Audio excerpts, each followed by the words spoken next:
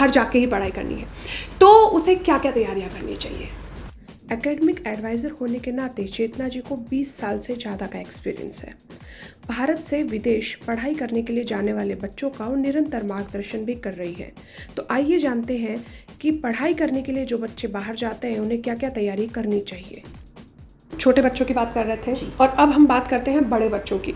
आज के टाइम में बाहर जाकर पढ़ने का एक बहुत बड़ा क्रेज़ हो गया बच्चों में, तो इसको आप कैसे देखते हैं?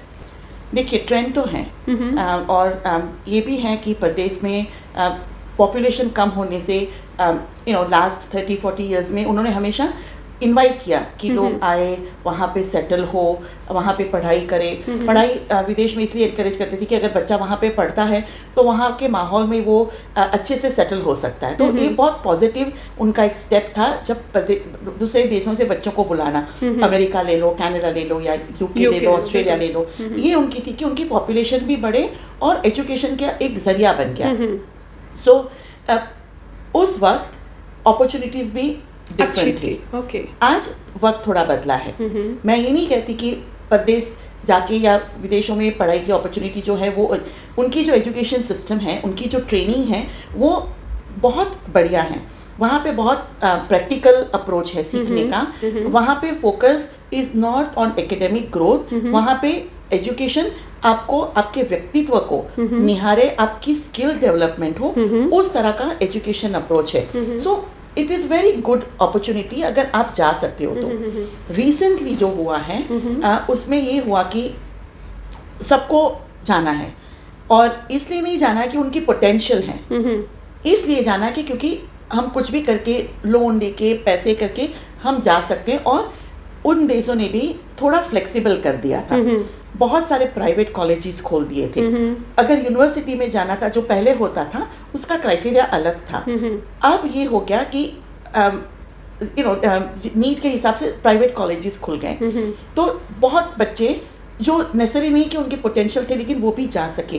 तो वो वहाँ पे अभी माहौल ये बना है कि सब कुछ, बहुत सारे लोग हैं, बहुत सारे स्टूडेंट्स हैं। उस हिसाब से आज की तारीख में अगर मैं कहूँ तो अपॉर्चुनिटीज़ कम होती जा रही है। अगर आप आपके देश में, आपके कंट्री में बेस्ट कॉलेज में नहीं जा सकते तो लाइकली है कि आप वहाँ के भी बेस्ट कॉलेज में नहीं जा रहे। ओके। क्योंकि आप ये समझिए कि यहाँ पे आपका कंपटीशन सिर्फ हमारी कंट्री के या हमारे स्टेट के लोगों से है। वहाँ पे 50, 60, 100 कंट्रीज के बच्चे आ रहे हैं। Right, okay. तो ये जो स्कॉलरशिप मिलती है आजकल, इस बेसिस पे बहुत ज़्यादा एडमिशन्स होते हैं, इसका क्या रोल प्ले होता है? मुझे नहीं लगता कि स्कॉलरशिप इतनी आसानी से मिलती है। ये एक मार्केट ट्रेंड है, ये एक लैंग्वेज है जो एजेंट्स ने बनाई है। अगर आप यूनिवर्सिटी, जो हाई लेवल यूनिवर्सिटी है, जिसको आप इंडिया की हाई लेवल यूनिवर्सिटी से कंपेयर करोगे, तो उनका एक पूरा एक स्ट्रक्चर है और ये बहुत टीडियस प्रोसेस है एडमिशन का भी। ओके। ये जो बर्सरी या स्कॉलरशिप का जो नाम है वो छोटे छोटे कॉलेज दे रहे हैं, और वो ये बताएंगे कि आप, हमारी फीस तो 40,000 थी लेकिन हम आपको 30,000 में दे रहे। फीस हालांकि 30,000 ही थी। ओके। तो वो जो छोटे कॉलेजेस हैं वो एक्चुअली महंगे भी हैं। तो अगर आप ये कंपेयर कर रहे हो कि इंडिया में इतना मैं पैसा दूं तो उससे अच्छा मैं बाहर चला जाऊं, लेकिन इंडिया में आपको एक अच्छे कॉलेज में शायद उस खर्च में जाना आप जाओगे, आप पैरेलल उस कॉस्ट में, उस फीस में आप अब्रॉड नहीं जा सकते। राइट, मतलब यहाँ का कॉलेज ए ग्रेड का होगा तो वहाँ का कॉलेज सी ग्रेड का होगा, जिसमें हो सकता है जा रहे हो। ग्रेड 2, ग्रेड 3 कॉलेज बिल्कुल हो सकता है। हाँ, ऑलराइट। तो अब ये बताइए कि अगर कोई बच्चा जाना ही चाहे, उसकी इच्छा ही है कि उसे अब्रॉड जाके ही पढ़ाई करनी है, उसे बाहर जाके ही पढ़ाई करनी है, तो उसे क्या क्या तैयारियां करनी चाहिए?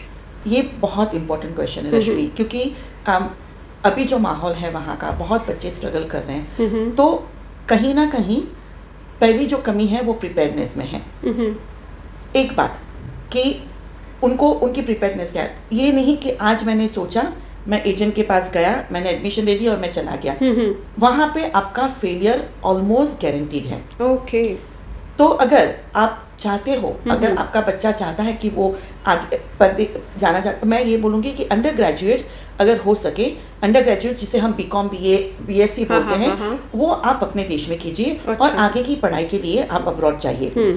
फिर भी अगर आप बिल्कुल 12th के बाद जाना चाहता है, मुझे लगता है कि ये बहुत छोटी उम्र है, जिस किस्म की उनको लाइफ चैलेंज फेस करनी पड़ती, उस हिसाब से it is very young age. फिर भी आपने एक डिसीजन ले लिया है परिवार बन के कि हमें बच्चे को भेजना है, ये डिसीजन के लिए कम से कम 2 years की आपकी प्लानिंग चाहिए। यहाँ पे सब क्या सोचते हैं रश्मि कि अगर मैंने IELTS के, TOEFL के या GMAT के एग्ज़ाम दे दिए, वो मेरी प्रिपेयरनेस नहीं, वो मेरी प्रिपेयरनेस है। एक्चुअली वो आपकी प्रिपेयरनेस का लास्ट स्टेज है। उसके पहले आपको और बच्चे को और आपने आपके बच्चों को जो समझाना है कि can he survive on their own. उनको सब कुछ अपने आप करना पड़ेगा। लाइफ स्किल में क्या आता है? अपना मील, अपना खाना खुद अरेंज कर सके या बना सके, अपनी लॉन्ड्री कर सके, डेस्टिनेशन A से डेस्टिनेशन 2 अपने आप जा सके और पार्ट टाइम जॉब कर सके। सो एक 17-18 साल के बच्चे को जिसको आपने एकदम लग्जरियस लाइफ है और सब कुछ उसके लिए आपने किया है, उसको आप भेज देते हो बिना कुछ। मुझे कभी कभी हैरानी होती है कि मैं जब यहाँ आती हूँ और मैं देखती हूँ कि अगर बच्चे को सूरत से या मुंबई तक भेजना है तो पेरेंट्स के इतने सारे सवाल होते हैं, किसके साथ जाओगे, कहाँ रहोगे, क्या क्या करोगे, जो सही है, पूछना चाहिए। सही है। लेकिन कनाडा में ये बच्चे एजेंट की सिर्फ अच्छी अच्छी बातों पे चले आ रहे हैं। ये एजेंट जो खुद एजुकेटेड, मैं ये सब एजेंट की बात नहीं कर रही, लेकिन बहुत सारे हैं who are not educated themselves, जिन्होंने इंडिया के बाहर स्टेप नहीं रखा है, लेकिन वो पूरा मार्गदर्शन दे रहे हैं कि वहाँ पे लाइफ कैसी होगी। फॉल्स होप दे रहे हैं कि आप जाओगे, आप इतना कमाओगे। ये को एक तो ग्रेड 12 के बाद बच्चे 2 साल का कोर्स कर रहे हैं, पर कनाडा, अमेरिका और ग्रेजुएशन जो है वो 16 ईयर्स है। 16 माने ग्रेड 12 के बाद 4 ईयर्स आपकी ग्रेजुएशन होती है या 3 साल। आप अगर 2 साल ही पढ़ते हो तो आपका सिर्फ डिप्लोमा लगता है, which is not, it has almost zero employability. So ये एक बात हो जाती है। दूसरा, अब लाइफ स्किल हो गई, आपको दूसरा प्रिपेयर ये होना पड़ता है कि मुझे कौन सा कोर्स करना है। कोर्स ज़्यादातर एजेंट बोल रहे हैं उनको, और या तो ये होता है कि मैं एजेंट के पास जाऊँ, मैंने कहा कि मुझे बायोलॉजी में BSc करना है, हाँ मेरे पास 5-6 ऑप्शन हैं, वो कुछ भी कोर्स पकड़ा देते हैं। मैंने यहाँ तक देखा है कि नर्सिंग का समझ के आने वाली बच्चियाँ एक्चुअली होटल मैनेजमेंट के और किचन मैनेजमेंट के कोर्स में रखी गई हैं। लेकिन it is too late for them to realise. क्यों? क्योंकि एजेंट को ये सवाल नहीं करते हैं, पेरेंट्स एजेंट को सवाल नहीं करते हैं ये। और दूसरा, ये आपको कैसे, कौन सी कॉलेज है ये, कॉलेज की ग्रेडिंग क्या है, ये सारी इंफॉर्मेशन इंटरनेट पे है, जाने उसको पहचाने कि ये कॉलेज की स्टैंडिंग क्या है, उस देश में उसकी स्टैंडिंग क्या है, उसकी एक रैंकिंग होती है, जैसे इंडिया में है वहाँ भी कोलेज की रैंकिंग होती है, उसको समझें। दूसरा कि जो कोर्स मैं कर रहा हूँ उसका भविष्य क्या है, तो अपॉर्चुनिटीज। तो आप जो बच्चा उस कोर्स में पढ़ रहा है उससे बात करने को कोई इम्पोर्टेंट नहीं है, लेकिन हर एक कॉलेज का एक अपना अलुमिनाई होता है, माने कि पास स्टूडेंट एसोसिएशन होता है। आप कहीं ना कहीं ये सर्च करें तो देखिए कि अगर ये कोर्स में जो 5 साल पहले ग्रेजुएट होके गया है वो आज क्या कर रहा है, वो उसको कैसी अपॉर्चुनिटी मिली। क्योंकि आपका गोल अगर लॉन्ग टर्म है तो ये कोर्स तो आपका 2 साल में 3 साल में खत्म हो जाएगा, उसके बाद क्या तो उसको समझे। अगर आपको पता चला कि ये ABCD जॉब कर रहा है, अपने आप को पूछे कि मैं ये जॉब कर पाऊंगा। बिल्कुल ठीक बात है। सो ये प्रिपेयरनेस जो है ये है, पहले 2 साल की ये तैयारी होनी चाहिए। और तीसरा एक जो बजट के बारे में भी मुझे और जो बहुत अहम चीज़ है वो बजट है। बहुत बार नहीं, मैं ये कहूँ कि 90% एजेंट माँ बाप को यही समझाते हैं कि आपको 1 ही साल का खर्चा पड़ेगा, बाकी तो बच्चा अपने आप उठा लेगा। तो वहाँ के जो लोकल बच्चे हैं उनके लिए भी पढ़ाई के साथ पार्ट टाइम जॉब में पूरी फीस भर पाना मुमकिन नहीं होता, मुश्किल होता। अगर कोई बच्चा अगर वो भर रहा है तो he is not attending the college. जब वो कॉलेज अटेंड नहीं कर रहा है तो या तो कॉलेज उसे निकाल देता है या उसको एग्जाम्स वगैरह सब वापस देनी पड़ती है, उसको अटेंडेंस उसकी कम होने से वो एग्ज़ाम नहीं दे पाता है। रश्मि, एक एग्ज़ाम को कनाडा की अगर मैं बात करूँ एक एग्जाम को री एग्जाम देने के लिए आपका 1500 कनेडियन डॉलर का खर्चा होता है, ओह माय जो गॉड, बच्चे अफोर्ड नहीं कर पाते। सही बात है, वो माँ बाप को भी कभी कभी नहीं बता पाते होंगे, सही बात है। सो बजट को समझे, आप यही समझ लो कि आपको बच्चे को सपोर्ट करना पड़ेगा, आपको फीस देना है, आपको उसकी कॉस्ट ऑफ लिविंग में शायद सपोर्ट करना पड़े, क्योंकि स्पेशली आज वहाँ पे रेंट एक्सपेंसिव है, ग्रोसरीज एक्सपेंसिव हैं, ट्रांसपोर्टेशन एक्सपेंसिव है, तो समझिए कि खर्चा क्या है। एजेंट आपको ज़्यादातर हाफ ही खर्चा दिखाता है, बाद में फिर जब फंस जाते हैं तो फिर बहुत सारे खर्चे जो सामने आते हैं, एजेंट आंसरेबल है ही नहीं होते, उसको अपना जो करना था, उसको जो कमाई करनी थी उसको हो गई। बिल्कुल। तो रियलिस्टिकली जो वहाँ रह रहे, जो 3-4-5 साल से रहे, उनसे कम्युनिकेट, उनसे कांटेक्ट कीजिए, उनसे बात कीजिए, समझिए कि क्या है, क्या परिवर्तन हो रहा है, जॉब कैसे मिल रहे हैं, पार्ट टाइम जॉब्स का सिचुएशन क्या है, क्योंकि अगर आप पार्ट टाइम जॉब करके एटलीस्ट बेसिक आपको अपने आप को सपोर्ट कर पाओगे, तभी तो आप सर्वाइव हो जाएगी। सही बात है। तो एक फैमिली ने बैठ के ये डिसीजन लेना होता है कि मैक्सिमम अगर 2-3 साल का कमिटमेंट है, व्हाट कैन पेरेंट्स अफोर्ड, और रियलिस्टिकली जाके देखना वेबसाइट पे कि क्या खर्चा है, लोगों से बात करके पूछना क्या हो रहा है, इन्फॉर्मेशन कहाँ से आ रही, रील से आ रही है। बिल्कुल ठीक। जो रील बच्चे ने बनाई, वो पहले साल जब बच्चा गया ना रश्मि, उसका क्या होता है, 1 साल का उसने फी भर दिया होता है, उसने उसको $10,000 अपने साथ लेके जाने होते हैं, जो GIC के रूप में होते हैं। ठीक है। तो फर्स्ट ईयर में इन बच्चों को प्रेशर नहीं है। दूसरा, फर्स्ट ईयर में कॉलेजेस भी जो हैं वो कोर्सेज को थोड़ा लाइट रखती है, क्योंकि ये बच्चे बाहर से आए तो वो सेटल हो जाए, तो सब कुछ सेटल है उनके लिए, सब अच्छा है। तो ये रील पे रील बनाते जाते हैं कि हमने ये कर दिया, वो कर दिया। तो ये जो बच्चा उनका कलीग है, उनके जो पीयर्स हैं, अगर वो देखते हो तो उनको लगता है कि अरे एंजॉय तो वाली लाइफ है, बहुत अच्छा, बहुत बढ़िया लाइफ है। सेम बच्चे को अगर देखो आप दूसरे या तीसरे साल में रील बना रहा है, मोस्ट ऑफ द टाइम नहीं बना रहा। सही बात, उसे फिर सच्चाई पता चलने लगती है। इन्फॉर्मेशन आप रॉन्ग जगह से, रॉन्ग एवेन्यू से आप ले रहे हो। बहुत सही बात बोली आपने। और अभी की सबसे बड़ी प्रॉब्लम ही यही है कि सारी की सारी अभी जो जनरेशन है वो सब चीज़ें सीखती ही रील से है। हाँ, सीखती रील से हैं, या उनके कोई दोस्त गए जो उनको कुछ बातें बनाएंगे, वो अपना इंटरप्रिटेट करके उनको लगेगा कि बस वहाँ जाना है। मैंने इतनी बार, मुझे लोग, कोई एग्जाम्पल देना चाहेंगे आप इस चीज़ के? जैसे आप तो इतने सारे केसेस हैंडल करते हैं, तो कोई एक एग्जाम्पल। मैं आपको बताऊँ, जब मैं ट्रूथ बोलती हूँ ना, तब बच्चे मेरे पास कम आते थे। अच्छा। पहले जब ये ट्रूथ, क्योंकि वहाँ पे दुकानें खुली हुई हैं, जो एजेंट उनको बोलते हैं आपको ये जॉब मिल जाएगा, आपको ये कर जाए। फिर 2 साल के बाद उनके पेरेंट्स के बच्चों के फ़ोन आना शुरू हो जाते हैं, क्योंकि अब वो फंसे हैं। उनका ना कोर्स अच्छा है, ना कॉलेज अच्छा है, ना उनको जॉब मिल रही है। अब माहौल ऐसा है कि ना वो इंडिया आना चाहते हैं, ना वहाँ रह पा रहे हैं। तब हम कुछ मिड रास्ता ढूंढते हैं, लेकिन इट इज़ ऑफ्टन लेट। हम उसको रिजॉल्व नहीं कर सकते, क्योंकि उनमें बच्चों का वक्त कमिट हो गया है, उनके होप्स इन्वेस्ट हो गए, पेरेंट्स के पैसे इन्वेस्ट, और पेरेंट्स के भी होप इन्वेस्ट हुई है, जिसको हम रिवर्स नहीं कर सकते। ये लॉस है। बिल्कुल ठीक बात। और वहाँ पे जो जॉब भी है, ज़्यादातर इन कॉलेजों में जाने वाले बच्चे office job, 80% of the children never in their life time 5-10 साल के बाद भी ऑफिस जॉब नहीं करते। ओके। ये सिर्फ ऑड जॉब करते हैं। अच्छा। वो सिर्फ उन देशों की लेबर मार्केट जो है, लेबर सप्लाई है, उसको फुलफिल करते हैं। Oh my God. अभी अपनी इंडिया का अगर कंपैरिजन आपको मैं बताऊं, तो मैं बहुत ऐसे लोगों को मिलती हूँ जो इंजीनियर हैं, जिनको जॉब नहीं है, और बोलते कि वहाँ पे होते तो हमें जॉब मिलती। हाँ, क्योंकि वहाँ पे आप कोई भी जॉब करने को तैयार है, लेकिन यहाँ पे आप सिर्फ एक नैरो विजन लेके बैठे हो कि मेरे घर के आसपास 5-10 किलोमीटर के अंदर मुझे ऐसी जॉब मिले। बिल्कुल ठीक बात है। अगर वो नहीं मिलती तो मेरा देश बुरा है। उस देश में आप रात नाइट शिफ्ट में -10 डिग्री में गैस पेट्रोल भरने के लिए तैयार हो, आप सबवे में काम। और मैं आपको ये भी बताऊं कि उस देश में हर एक जॉब की डिग्निटी है, रिस्पेक्ट है। वहाँ पे आपको कोई छोटा बड़ा नहीं समझता। अगर मैं एक इंजीनियर जॉब के इंटरव्यू में लिए जाऊँ, और मैं ये बोलूँ कि मैं पार्ट टाइम सबवे या पिज़्ज़ा शॉप में काम करती हूँ, दे विल रिस्पेक्ट यू। ये बोलेंगे कि आप घर में बैठने से तो अच्छा है कहीं पे एक्सपोज है और एक्सपीरियंस ले रहे हो। सही बात। तो उसको सम्मान देते हैं। लेकिन हम घर बैठे सोचते हैं कि कुछ हो जाएगा। मैं ये जनरलाइज नहीं कर रही हूँ, लेकिन आमतौर पे ही हो रहा है। बिल्कुल ठीक बात है।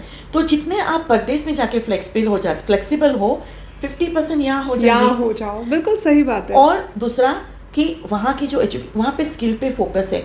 यहाँ आप जब आप पढ़ाई भी करते हो, आपके 3 महीने की छुट्टियाँ होती हैं, तब कहीं पे कुछ भी जॉब कहीं पे भी कीजिए, इंटर्नशिप कीजिए, आप कहीं पे स्किल भी। डेवलपमेंट कीजिए। दूसरा स्किल, ये जॉब करने से आपको ये भी एक्सपीरियंस लगे होगा कि मेरे लिए मैं क्या नहीं कर सकता, मैं क्या कर सकता क्या हूँ। कर सकता हूँ। आप टीम के साथ काम करना सीखोगे, आप यंग एज में सोशल स्किल डेवलपमेंट करोगे कि कलीग के साथ एक एम्प्लॉयर का किस तरह से आप काम करते हो। तो ये एक्सपीरियंसेस आपको जब आपकी रियल जॉब आएगी बहुत हैंडी होगी, क्योंकि आपका सेटलमेंट पीरियड जो होता है वो कम हो जाएगा, वो श्रिंक हो जाएगा। बिल्कुल ठीक बात है। क्योंकि आपने ऑलरेडी एक एक्सपीरियंस किया हुआ है, तो आप कुछ चीज़ें अपने आप रिजॉल्व कर दोगे अपने आप, बिल्कुल सही बात है। तो आपका सेटलमेंट पीरियड जो होता है वो श्रिंक हो जाता है, तो आप कुछ जल्दी प्रोग्रेस कर सकते हो। बिल्कुल सही बात तो है। माइंडसेट बदलिए, विचार बदलिए। बहुत टाइम परदेश जाने का ना ये एक रन अवे मेंटालिटी है, हाँ। एस्केपिज्म है कि यहाँ तो बिल्कुल गलत है, वहाँ पे बिल्कुल अच्छा है। ऐसे नहीं है, हर जगह पे समस्याएं हैं, हर जगह प्रॉब्लम्स हैं, हर जगह पे अपॉर्चुनिटीज़ भी हैं। बिल्कुल। तो जैसा आपने अभी बात कर रहे हो, अपॉर्चुनिटीज़ हैं, समस्याएं हैं, और आपने इन बच्चों को बहुत करीब से देखा कनाडा में, तो कुछ उन बच्चों की लाइफस्टाइल के बारे में भी बताएंगे आप? अभी अगर मैं कहूँ तो it is very tough. Okay. ये बच्चों को भी, क्योंकि कॉस्ट ऑफ लिविंग जो उनकी प्रोजेक्शन थी उनसे ज़्यादा हुई है, ये हर जगह का माहौल है, तो महंगाई बहुत ज़्यादा है, रेंट बहुत ज़्यादा बढ़ गए। एक रूम में अगर मैं बताऊं कि अगर 12 बाय 12 कमरा है, तो उसमें 8 से 12 बच्चे रह रहे हैं। ओह, ओके। तो उस रूम में सिर्फ और सिर्फ मैट्रेसेस हैं, अच्छा। ना चेयर है, ना सोफा है, ना कुछ है। एक टीवी है, एक मैट्रेस है, एक किचन है उनके लिए। और एक घर में 3-4 रूम में ऐसे बच्चों को रखा हुआ है, क्योंकि वो अफोर्ड नहीं कर पाते, तो वो बेस्ट सोल्यूशन ढूंढते हैं। They are working late nights, बहुत उनको चैलेंजेस आते हैं। आजकल ये इमिग्रेशन का जो माहौल बना है, तो वहाँ के लोगों को भी थोड़ी इनसिक्योरिटी है। दूसरा, अगर मैं एक रीज़न कहूँ कि थोड़ा जो प्रोग्रेस में लैकिंग है, तो क्योंकि अब बहुत बच्चे आ गए, तो अगर सूरत का बच्चा आया, उसने सूरत के 2 बच्चों को ढूंढ लिया, उनके साथ दोस्ती बना ली, जैसे सूरत में रहते थे वहाँ वही रह रहे हैं। आप नए देश में आए हो, आप नए माहौल में आए हो, आप नए कल्चर में आए हो, वहाँ के वातावरण को, वहाँ के लोगों को, वहाँ की सोच को समझ के अपने आप को डेवलप कीजिए। अगर आपको सूरत की लाइफस्टाइल ही रिपीट करनी है, तो आप सूरत में क्यों नहीं? सूरत में क्यों नहीं? सही बात है। हाँ, बिल्कुल। तो वो भी एक इम्पॉर्टेंट चीज़ है जो असिमिलेशन होता है वहाँ। अगर रश्मि, अगर आप ये सोचो कि मैं अगर आपको बोलूँ कि अगर ये इंटरव्यू है, मैं हिंदी स्पीकिंग नहीं हूँ, लेकिन मैं इंडिया में हूँ, मेरी ये कोशिश होगी कि मैं इंडियन लैंग्वेज बोलूँ, ताकि मैं ज़्यादा से ज़्यादा लोग से कनेक्ट कर पाऊँ। बिल्कुल। राइट। मेरा प्रोफेशन जो है वहाँ पे इंग्लिश ही ज़्यादा यूज़ होती है। बिल्कुल ठीक। जो वर्कशॉप्स होते हैं उसमें भी इंग्लिश ट्रेनिंग होती है, लेकिन Gujarati is my mother tongue, तो मुझे आती है। हिंदी मैं सीखी हूँ, तो मेरी कोशिश होती है कि मैं एटलीस्ट, तो जब मैं इंडिया आती हूँ तो मैं इस माहौल में अपने आप को बेस्ट फिट करती हूँ। बिल्कुल। जब मैं जुड़ती हूँ यहाँ की, फिर लोग मेरे साथ बहुत अच्छे से जुड़ते हैं। बिल्कुल ठीक बात। सेम प्रिंसिपल वहाँ पे अप्लाई होता है, लेकिन वहाँ पे कल्चरल सेलिब्रेशन कर दिया, गरबा कर दिया, ये सब कर दिया, उनको लगता है कि ये बहुत बड़ी बात है। वो ठीक है, but it is not enough. If you do same thing you did every day, you will have same future as you have today. Right. Okay. आप एक ही बात रोज रोज करोगे तो आपका हर दिन एक ही जैसा होगा। फिर आप नया कुछ नहीं सीख पाओगे। और जब तक आप आपके कंफर्ट जोन से बाहर नहीं निकलते हो, तब तक आप कभी कुछ भी नहीं सीखते। तो वहाँ जो बच्चे रह रहे हैं, मतलब वो ये सबसे बड़ी गलतियाँ ये वाली बहुत करते हैं। जी बिल्कुल करते हैं। ताकि फिर उनका क्या होता है, उनकी इंग्लिश कम्युनिकेशन इतनी इम्प्रूव नहीं होती है। उनको वहाँ के माहौल, उनका जो कल्चर है वो समझ में नहीं आता। सो अब क्या हुआ है, ये जो गैप है बिटवीन ईस्ट एंड वेस्ट, वो अपेरेंट हो गया है। वेस्टर्न वर्ल्ड का बहुत बढ़िया एक्सेप्टेंस था, उनको लगता था कि हमें लोगों की जरूरत हो, वो उन्होंने इतने सारे प्रिविलेजेस और सपोर्ट्स दे के रखे हैं। There are financial supports, there are grants, there are बहुत चीज़ें इन बच्चों को सेटल करने के लिए दी जाती हैं, लेकिन उसका मिसयूज होता है। So now slowly they are noticing okay, और So ये उन्होंने dis- बैकफुट पे आना तो शुरू जो हो गया उनका। माहौल थोड़ा खराब हो रहा है उसमें इमिग्रेशन को बहुत बड़ा रीजन बताया जा रहा है। Reason, तो इमिग्रेशन अगर रीजन है तो इमिग्रेंट इज द कल्प्रिट। बिल्कुल ठीक बात है। तो रवैया ये बदल रहा है। So that is why they are facing more Lots of challenges problems. Then just simple कि एम्प्लॉयबिलिटी नहीं है, महंगाई है, वो तो है, लेकिन उनकी एक्सेप्टेंस भी कम होती जा रही है। तो ये आज का वो डिग्निटी माहौल के है। साथ, वो रेस्पेक्ट के साथ जैसे पहले था, वो अब वो वहाँ पर कम नहीं होता है, है, वो वो जा कम रहा होता है, बिल्कुल दिखाई दे रहा है। है। बिल्कुल बिल्कुल, ओके ना है, ये बहुत इंपॉर्टेंट वेरी चीज़ है। Very important, very Alright. Important. तो thank you so much Chetna दी। मतलब ये वाला जो ये पूरा एपिसोड इसलिए बहुत इंपॉर्टेंट है क्योंकि आज बच्चे बहुत तेज़ी से बाहर भागना चाहते हैं, और बाहर जाकर फिर कई बार ऐसा हम लोग को काफ़ी सुनने को मिलता है कि पेरेंट्स भी परेशान हैं, उधर बच्चे भी परेशान हैं और बहुत सारी चीज़ें फेस करते हैं। तो मुझे लगता है कि जितने भी बच्चे बाहर जाना चाहते हैं उन्हें ये एपिसोड ज़रूर देखना चाहिए। उन सारे पेरेंट्स को भी बहुत ज़रूरी है ये देखना कि वो अगर बाहर जाना चाहते हैं, बाहर जाने में बुराई नहीं, लेकिन उसके लिए पूरी प्रिपरेशन करके जाएंगे। तो सबसे बेस्ट अपॉर्चुनिटी अपने कंट्री में देखिए, और अगर उसके बाद भी आपको कहीं बाहर जाना है तो बिल्कुल आप आराम से जाइए, लेकिन पूरी तैयारी के साथ जाइए, पूरी डिग्निटी और पूरे रेस्पेक्ट के साथ जाइए। तो मुझे लगता है कि शायद आज का वीडियो आप सभी के लिए बहुत इंपॉर्टेंट रोल प्ले करेगा, और अगर आपको ये वीडियो अच्छा लगा है तो प्लीज़ सभी के साथ इसको शेयर कीजिए। फिर एक नई कहानी के साथ फिर हम जरूर मिलेंगे, और तब तक के लिए बहुत बहुत धन्यवाद। जीवन के रंग रश्मि के संग में बहुत बहुत धन्यवाद इस शो को देखने के लिए। आपका भी थैंक यू धन्यवाद। सो मच चेतना दी, थैंक यू।